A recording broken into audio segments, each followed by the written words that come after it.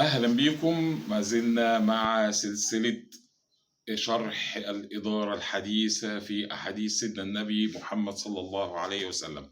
النهاردة معانا حديث جميل جميل جدا عن أنس بن مالك. قال رسول الله صلى الله عليه وسلم: لا يؤمن أحدكم حتى يحب لأخيه ما يحب لنفسه. لا يؤمن، ركز، لا يؤمن يعني شرط مهم جدا من شروط الإيمان إن حضرتك تحب لأخيك ما يحب لنفسك. وهنا مش أخيك هو أخوك ابن أمك وأبوك بس، لا، أخوك في الإنسانية، أخوك في المجتمع، أخوك في كل مكان.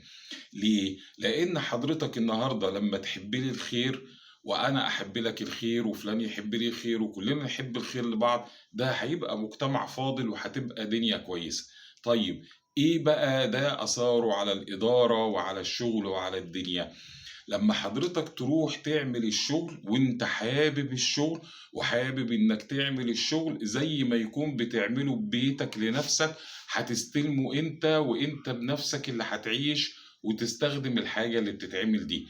هيكون أثرها إيه؟ إنك هتعملها زي ما الكتاب بيقول، تشوف إيه المواصفات السليمة، إيه الكود اللي بيسمع فيه الشغل دون، إيه اللي المفروض أعمله بكل المقاييس.